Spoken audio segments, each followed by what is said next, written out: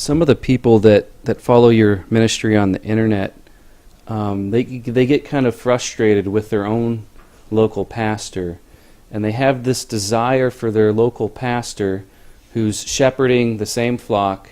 He preaches in the same pulpit every Sunday. He's going expositorily through a book. And they want their pastor's pulpit ministry to look like your itinerant ministry with the passion and the zeal that you preach. And they want their pastor to basically be a copy of Paul Washer. What advice would you give a young man that's feeling that way? They know not what they ask for. Listen,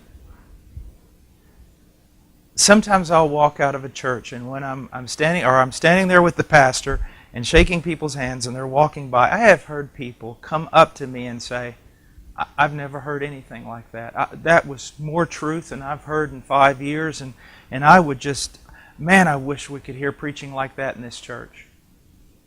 And that's just the devil. That is so wicked to say that to that man. Or they'll say, we've never heard these truths before. Well, just let me share with you something of when I was a pastor in Peru. When I was a pastor, I learned that men did not learn things because they heard it once. If I was going to teach on a certain doctrine or a certain thing, I would teach on it for months at a time. And when I would finish teaching on it, exhausting everything that I know, I would teach on it. I would invite godly Peruvian pastors and godly missionaries who I felt would be a great blessing to the church. I would have them come and teach on the same subject. And when the members would be walking out of my church and we'd be shaking their hand, they'd look at that missionary and say, we've never heard anything like that before in our life. And that just goes to show you, that's part of the itinerant ministry. What I like to do in most churches that I go to, honestly, when I go in, I'm preaching almost the exact same thing most of their preachers are preaching. Now, maybe in a different way, but it more confirms their ministry than anything else. Another thing, I was asked to preach for about 3 months in a little tiny church, and last year in Alabama. And oh, I loved it. I loved it. I kind of was their interim pastor for 3 months. And a bunch of the young guys who heard me preach in there, they came there. Well, after about 2 weeks, they went up to one of the leaders of the church and they said, I have a question. And the leader said, what? And the leader happens to be a very good friend of mine. They said, has Brother Paul changed his ministry? Has he compromised? Is something going on in his life? And they said, well, why? The man said, why? He goes, well, his preaching is so different. You're saying that's because he's gone from this itinerant preacher mode to pastor mode, to feeding sheep on a long-term basis. Now, but I want to warn the pastors, expository preaching and preaching through a book, if it's boring, you're not doing it right. I mean, how can you preach through the book of Ephesians without zeal? You know, how can you do this without it having an impact on people? So I want to look at it from both sides, because there are a lot of pastors out there, they're not feeding their sheep. I mean, you know, here's the thing I'd like to recommend. Several years ago, many years ago, Warren Wiersbe wrote a book, Walking with the Giants. And in there, he's got all these short, page and a half testimonies of men and women of God that have been used down through the ages. And you know, I kept that book by my study for so long. You want to know why? Pastor, listen to me.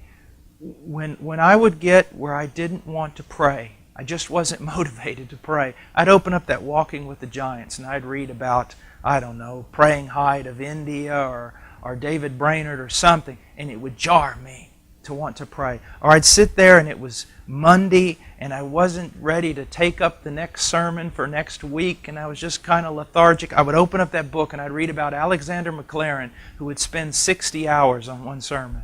And it would motivate me to get back in that study.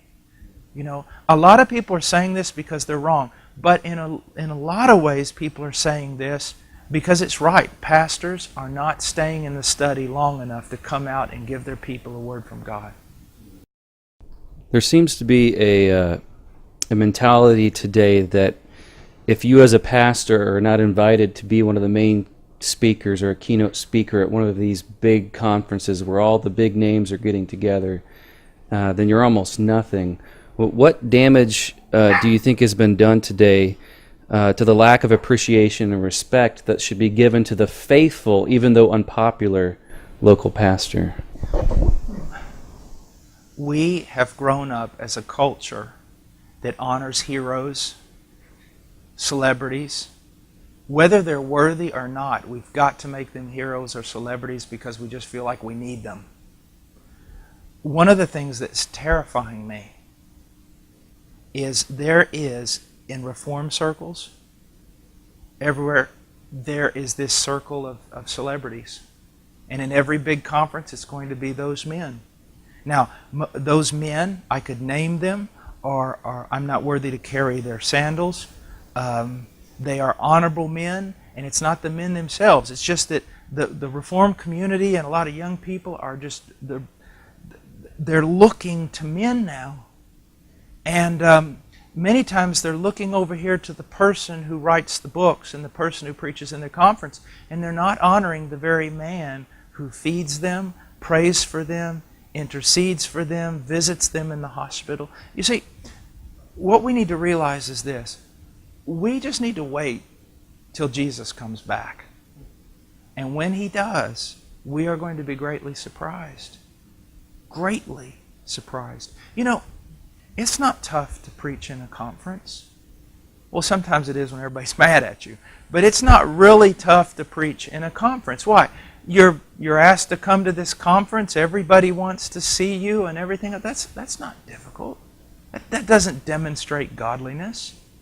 What demonstrates godliness is the man who ministers to God's people and is hidden and is not recognized. But when the great shepherd comes back, he will be recognized.